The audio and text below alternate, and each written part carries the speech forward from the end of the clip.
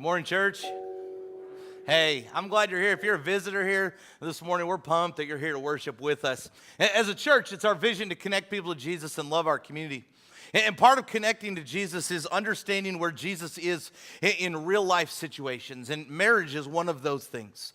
For a lot of us, marriage is one of those things that we are in the middle of day in and day out. And I recognize this morning, not all of us in the room are married, which is why we're not going to spend like months in this series. We're going to spend a couple weeks. But we're just going to talk about what God designed, not just designed for marriage, but the way that kind of the inner workings of marriage should work. This morning, if you're in the category of single and hoping to be married, like you're hoping for Mr. Right or Mrs. Right to show up, something like that, then I would encourage you over the next several weeks to consider this kind of training ground.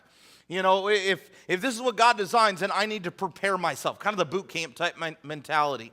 If you are married, then be here. If you are not married because you're widowed, then I would encourage you. You have stories and life experiences to bring what we're talking about into reality in ways that I can never explain. And over the next several weeks, as we talk about some of these things, be willing to be open. Share some of those stories with maybe a younger couple to kind of bring what we're talking about down to earth even a little bit more.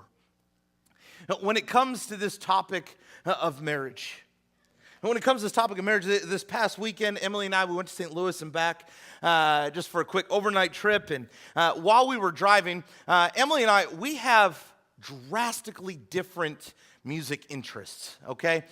Emily grew up in eastern Tennessee, and she loves country music, and I don't. That's how far different we are. I did not grow up in eastern Tennessee. I grew up in the city, and we made fun of the country station. Just being real honest about it. I don't anymore, don't worry. Okay, but it's not what I'm going to choose to listen to. So as we're driving the car, a lot of times we just kind of alternate. Okay, I'll listen to some music I like, and she'll listen to country music, and I'll just concentrate on driving, things like that. But we kind of settled. We settled on a Spotify station of 90s hits, okay? Yeah, okay, 90s hits. All right, and so, Boys to Men is rocking and everything like that. I'm just trying to stay awake. But as I'm listening to some of these songs, okay, I am realizing something. That these 90s hits that I used to love as a kid have some of the cheesiest, most terrible love lyrics that are out there. And I could still repeat them to you, and I'm not going to. But as I listened to some of the words, I thought, really? Like, that's the depth of the song, huh? And the song ends, and that's really the end of it. And as I listened to these lyrics, I thought to myself, you know what? As unfortunate and sad as it is, these songs represent a lot of our marriages today. That there's this shallow depth of love, and as soon as the entertainment's over, there's not much left. The gift of marriage is really designed to be that. It's designed to be a gift. It's not supposed to be some cheap song that when the song ends, it's done. There's supposed to be breath of life in it, and that's why God gave us those relationships. And it's my prayer over the next several weeks as we just kind of stand in this tension of what marriage is and the way that the world impacts us. My prayer is that God will bring some of our marriages or our future marriages maybe back to life. I want to pray and we're going to jump in. God, we are thankful for your church. We're thankful that we can be here and worship and celebrate and laugh. God, I'm thankful for this church, that we can learn together as imperfect people. There's not one of us in the room that we haven't figured out, but you. And so, Lord, we lean on you. We trust you. God, we're thankful that you gave us your word to teach us. And God, I pray that we are teachable. I pray that within our marriages that we're teachable. God, I pray that you will help us to set down our stubborn side, our prideful side. And God, we will recognize what it is that you're calling us to. God, I pray for those of us in the room that are married and that over the next several weeks, God, that you will rekindle marriages. God, that you will bring a new depth of love and forgiveness to marriages that's not been. Father, I pray that you will respark relationships that maybe have gone cold.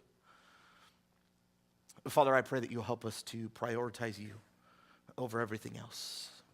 Jesus, I'm thankful this morning that because of your decision to go to a cross, we can learn as forgiven people. We can spend time with one another as forgiven people, and we can worship with the hope of heaven. It's in your name that we pray. Amen. I take you to be my husband or wife, to have and to hold from this day forward, for better or for worse, for richer or for poor, in sickness and in health, to love and to cherish until death do us part. As God is my witness, I give you my promise. These are words that maybe you have said at some point in your life. Promises, commitments, that in that moment were the most important words that you said. As you stared into the eyes of your spouse, trying to meander through these words as the minister was speaking them, you recognized that the most important person was the person you were saying these words to. That day was perfect, wasn't it? There was flowers and there was music. There was maybe dancing with your friends. There was a cake that was cut. The photographer was running around trying to capture as many moments as possible. There was family, there was friends, there was presents, there was cards, and then there was the honeymoon. Everything was just as it should be. And if it wasn't, you still walked away from the day with the love of your life. Even if everything else was a train wreck, even if your family ruined everything, you still walked away at the end of the day. And you looked in the eyes of your new spouse. And at that moment, in that day, they were your biggest priority. And then life happened, right? All of a sudden, after you get home from the honeymoon, you realize we need to manage money together. That you get home from the honeymoon and you realize that now we have to put two separate ideas of how a house should be decorated and how a house should be organized, and everything that he had done and learned growing up and everything that she had done and learned growing up and saw in the home. Now all of a sudden you have to figure out what is the right way, and you come home from your honeymoon and you realize that her way is the right way, of course. And now you have to put these pieces together and try to figure what this looks like. You have to juggle schedules and cars, and then there's kids. Oh, there's kids. And you have to figure out how to keep them alive and fed, and you have to figure out then how to discipline and be on the same page with that, or maybe even close to it.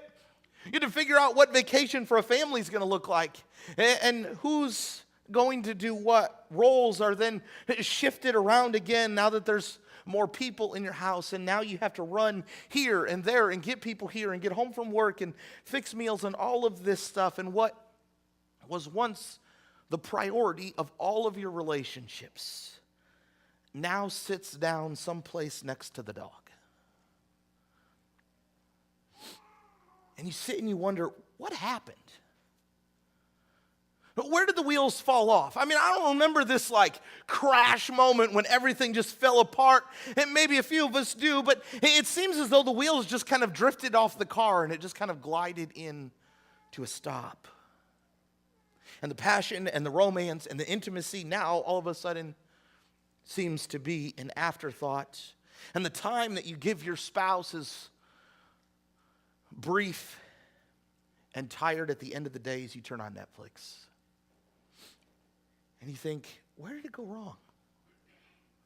How is it that I just now have a roommate?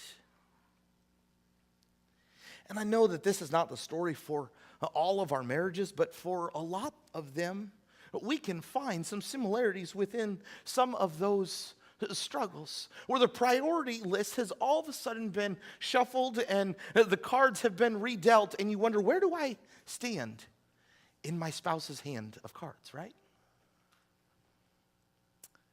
You see, when God was giving his instruction, when he was unfolding the design of this marriage relationship, he gave an instruction at the very beginning that has been repeated all over the place throughout his word. As Paul is speaking, as he is writing to the church in Ephesus, in the book of Ephesians, you see, the church in Ephesus, they, in a lot of ways, they kind of were wrestling in their relationship. They didn't know who they were. Their identity was lost. They weren't sure what life is supposed to look like now as a Christian. So Paul writes to this early church to remind them, this is your identity. This is who you are in Jesus. And then because of that, this is what you look like in day-to-day life. And one of the things that Paul addresses is the marriage relationship. And when he does, he brings back this early teaching of God, these early words of God that carry more weight than oftentimes we recognize. In Ephesians chapter 5, verse 31, Paul brings the words of Genesis chapter 2 back into the fold when he says these words. For this reason, a man will leave his father and mother and be united to his wife, and the two will become one flesh. A lot of times when we think about maybe what God is teaching us about marriage, we think, oh, well, we're going to talk about the role of the husband, leader of the home, and, love your wife as Christ loved the church, and, be the leader in your household. Or maybe we're going to talk about the role of the wife and, to be submissive and to be the helper and, to love your husband. But we can only do those things if we follow God's words from the very beginning. It says, because of the relationship you have with your spouse, because that is there, then you leave your father and your mother. And this word for leave is crucial. It means to let go of or relinquish. To let go of or relinquish. In other words, when you choose that you are going to pick up a marriage relationship, it means that you are going to set other relationships down. Because the priority of your life now is not your parents, it's your spouse. And so what God is doing is he is teaching us the priority list. And as God teaches us this priority list, even from the very beginning, there's this understanding that above all else, that God is first. In Genesis, there's this understanding that God is number one. But after that, the way that the priority list falls is that your spouse is number two, right after God. You see, these are priorities that should always be set. And a lot of times when our marriage relationships begin to fall apart and we begin to step away from an intimate relationship with our spouse into kind of roommate mode, it's because we have forgotten to set other things down. The priorities that should be held on to. First comes God, which Jesus reminds us of. Matthew chapter 6, verse 33, it says, but seek first his kingdom and his righteousness, and all these things will be given to you as well. Matthew chapter 22, and in verse 36 and 40, it says, teacher, Jesus is being questioned. It says, teacher, which is the greatest commandment of the law? Jesus replied, love the Lord your God with all your heart and with all your soul and with all your mind. This is the first and greatest commandment. And the second is like it. Love your neighbor as yourself. All the law and the prophets hang on these two commandments. You see, there's an understanding that before anything else comes a relationship with God. That you will only have a depth of love and a depth of forgiveness and a depth of trust to hand to your spouse if you choose to first receive that from God. It's as if we were pouring a drink of water. The only water that you will be able to hand to someone else is what you have poured into the cup. When it comes to the forgiveness and the love that we give to our spouse, we will only be able to hand over what we have allowed to pour into us. Which is why Jesus reminds these earlier followers, seek first his kingdom. Love him with all that you are. But after that, if you have picked up a marriage relationship, that is number two. Friends, our spouse, if you are married in the room, our spouse should never have to compete. Our spouse should never feel as though that they have to compete. And on our wedding day, the same way that we should have set down one relationship and picked them up is the day that we should live each and every day of our lives. Leave, relinquish, or let go of. Now, it does not mean that we just slander our parents and be like, all right, thanks for the first so many years, I'm out. All right, that probably won't go well for you. It doesn't mean that we just kick our parents to the curb or anything like that. But what it does mean is that our spouse now takes precedent, which means that if every time you have a conflict in your marriage, the first place that you run to is your parents, you've not left. You've just distanced. And there's a difference. We're called to leave and relinquish, not just distance a little bit further. If you're in the middle of an argument or a disagreement in your home, it does happen, okay? If you're in the middle of a disagreement or an argument and the first thing that you always say is, well, my mom would or my dad would, you not relinquish or let go of. You've just distanced. Now, of course, there are things that we can learn, but if that's our first response over and over and over again, your spouse will quickly realize that you've not left. You've just distanced. And then that's what they'll do to you. They'll just distance themselves from you. Our spouse should never have to compete. But if we're honest, there's a lot of things in life that they do, don't they? What is it right now in your life that your spouse is having to compete with for your attention? Is it your job? You're gone a lot. And when you get home, you just want to relax. You have stress-filled days, and so when you get home, you just want to sit down and watch TV and kind of distance yourself from the reality of life, which means that your spouse just gets the leftovers or no energy. We laughed about it a little bit earlier, but right now, is your spouse competing with your kids if you have kids? You're running and you're getting your kids to the next ball game and the next practice and the next club meeting, and then you have to get them back and forth to school, and then your kids come home and all you want to do is spend time with your kids. Right now, is your spouse having to compete with your kids for your attention?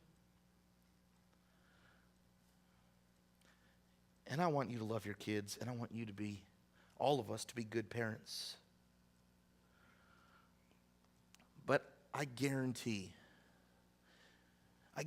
I've had different people tell me, well, I can't give up a night out with my spouse because, that's the time that we have for our kids.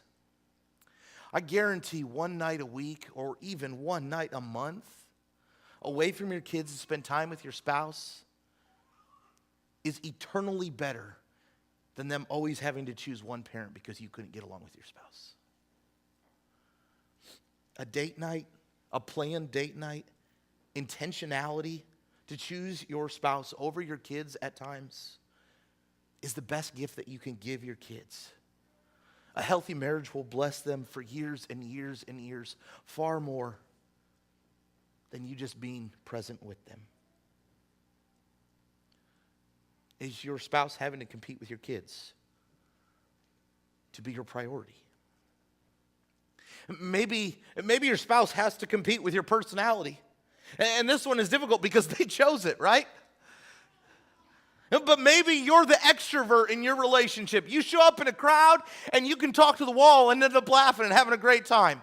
All right, you're the conversationalist in the room. You can talk to everybody. You can leave and you can say, "Man, that was just such a great night. I enjoyed being around everybody and spending time with everybody." Meanwhile, your spouse is the introvert, and they're holding on to that wall for dear life, and they don't want to talk to the crowd, and they're not energized by the crowd. And you leave, and one person thinks, "Man, that was a great night," and the other person thinks, "That was terrible." Or maybe you flip this around.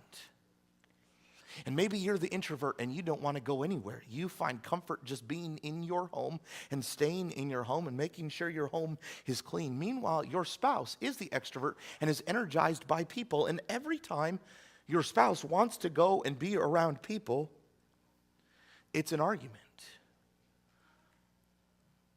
It's a fight.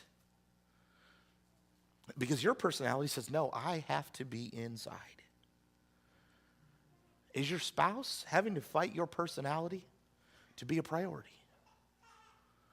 Maybe for some of us it's hobbies. Maybe for some of us it's hobbies. Maybe it's shopping, or maybe it's golf. Maybe it's going to the movies, or maybe it's just hanging out at home. Is your spouse fighting your hobbies and your interests in order to be a priority? You are willing to go and you're willing to, participate in, and you're willing to go have fun whenever the opportunity presents itself. And your spouse is left at home, picking up the pieces, keeping things running, and keeping things from falling apart. Is your spouse having to compete with your hobbies? This one's changed a little bit over the years. This is a made-up statistic that I feel pretty confident about. I just want to say that before I communicate it. Don't fact check it, all right? Because this is just me. I would say right now the biggest culprit of adultery is not sexuality. The biggest culprit of adultery nowadays is our phones. I bet, and another warning, this is going to be a really creepy example, and we don't do this, okay? But if we were to peek in your front windows, okay, at night and observe your marriage, which we don't. I said it's creepy, okay? I'm admitting that. Okay, but for understanding, I wonder how many couples we would sit and we would observe. This is the romance of their relationship. Hey, did you see this? Okay.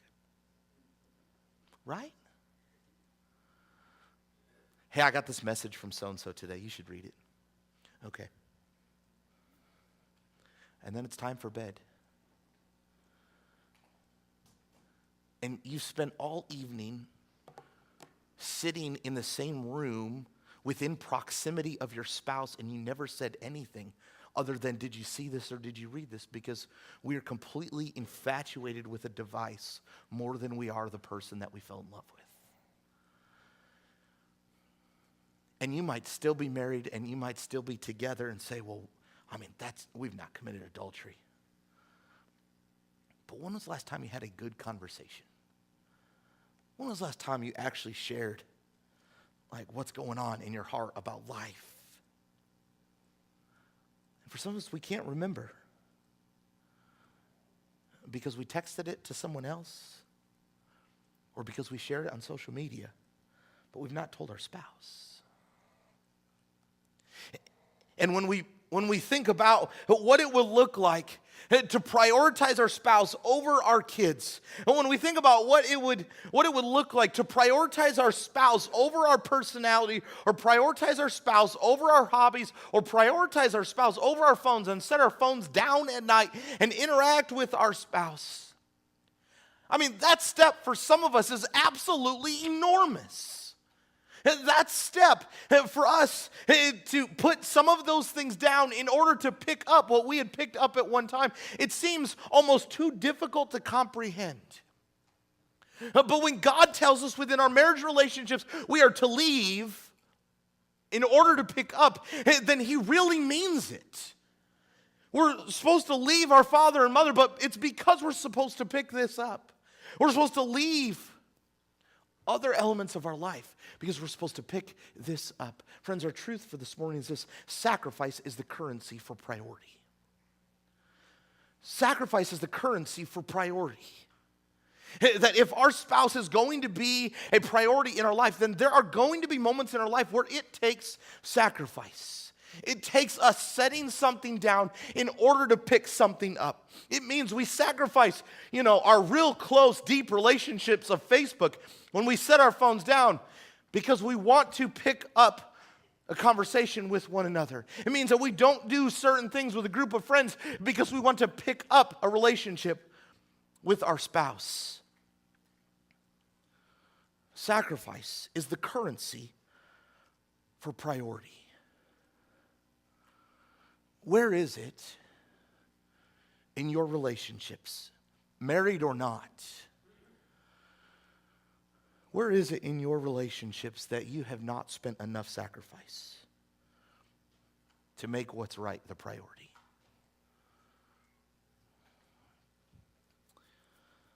It was several years ago, and it was deer hunting season.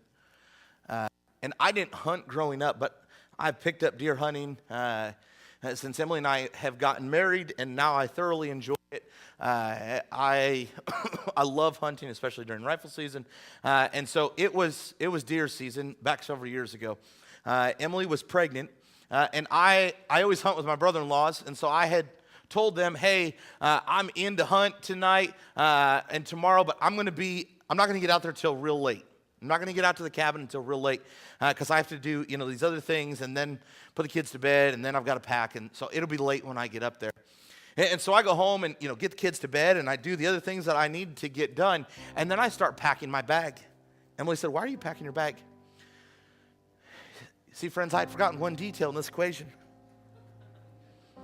I'd forgot to tell Emily that I was going to go hunting. And I said, well, I told John, Mark, and Nathan that I was going to hunt tomorrow, and so I'm going up to the cabin. You didn't tell me that. You're right. You're right, I did not. And because she was pregnant, she was kind of in a phase where she did not like for me to be gone, and I understood that. But I really wanted to hunt. And so we got into a fairly intense conversation about me hunting. And this whole time I'm like, why is this big of a deal? I just want to go, and hunt tomorrow, and then I'll be home. And she did not see it from that perspective or lens or atmosphere or anything like that. And we were both frustrated, and we were both mad. And I realized, kind of at the tail end of that heated conversation, that as much as I wanted to, and I already had plans to, I realized in that moment what I wanted was not worth the selfishness it was going to take to get there. I didn't like realizing that. I realized that what I wanted was not worth the selfishness it was going to take for me to get there. Because if I would have left that day, and if I would have got in the car and drove up to the cabin, I'd probably still be living at the cabin, Right? Yeah, we know that. It would have been incredibly selfish in that moment. It would have been solely focused on me, and what I would have been communicating to Emily is, I am a bigger priority than you. Right, wrong, or indifferent of the situation, I am a bigger priority than you. And the selfishness it would have taken for me to get there was not worth what I wanted. And so I stayed home. I set my stuff down, I went upstairs, I started getting ready for bed. Now, I don't want you to think for any moment that this is some perfect picture of marriage, because I was not happy to do it. I did not walk upstairs and be like, oh, I'm so glad I get to stay home. This is marriage bliss right here. All right? No, I was furious about it.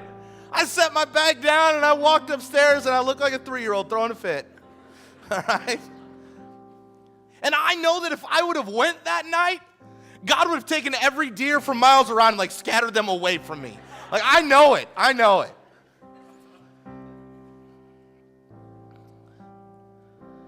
Sacrifice is the currency for priority. And if we're going to love our spouse the way that we are called to love our spouse, at times it is going to demand sacrifice. It's going to demand sacrifice of want from ourselves. But it's because the selfishness it would take to get what we want is not worth it. Some of our marriages right now, friends, being real honest, they feel like they're falling apart and they feel like they're empty because we are picking up everything else and not leaving anything behind except for our spouse. we're trying to juggle and hold on to everything, and we have forgotten about them, and they just get what's left over. And we are sacrificing nothing as a currency for their priority. But friends, when you look at the life of Jesus, there's no better example of sacrifice being a currency for a priority than what he did for you and me. And the way that he showed us what this looks like, that you and I as his priority. I mean, he had everything right in heaven. There was the riches, everything was perfect. There wasn't sin, there wasn't brokenness. He was in heaven, and he chose, as you and I are his priority, he chose to step out of heaven and walk on the dirty streets of Jerusalem to a cross for you and me, that we can have life, that we can be forgiven, to forgive those around us, that we can live with hope, to breathe hope into our spouse and to others. You see, Jesus shows us what this relationship looks like by sacrificing his life to give us his priority, life. This morning, where in our relationships, marriage or other, do we need to begin to spend the currency of sacrifice in order to align our priorities with God? If you're married in the room, where is it in your marriage relationship that you need to begin to spend your sacrifice in order to bring your spouse to the priority that they need to be, that they were designed to be, that they were crafted to be? Sacrifice is a currency of priority. Jesus shows us what this looks like. He calls us to live it. This morning, where do we need to begin to spend our currency of sacrifice? Let's go ahead and stand together.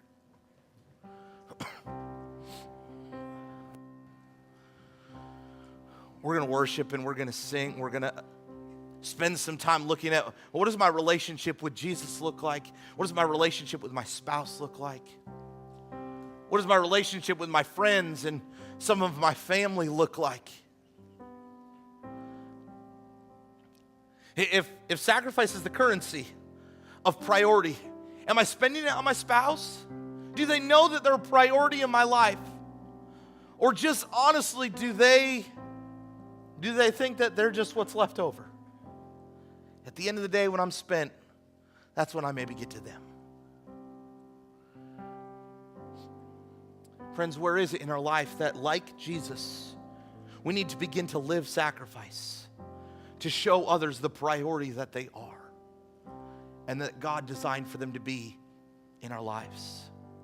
And maybe for some of us, it's hard to worship and sing and trust in Jesus and then give love and forgiveness to our spouse because we've never made the decision to have a relationship with Jesus in the first place. We've never made the decision to be forgiven by Jesus in the water of baptism. And so our depth of forgiveness and our depth of love and trust to hand to our spouse, it's about dried up because we've never been poured into in only a way that Jesus can. This morning as we worship, sacrifice is the currency for priority. As we worship and we celebrate a Jesus that shows us what this looks like, where is it in our lives that we need to mirror his spending to show the priorities that he designed? Let's worship together.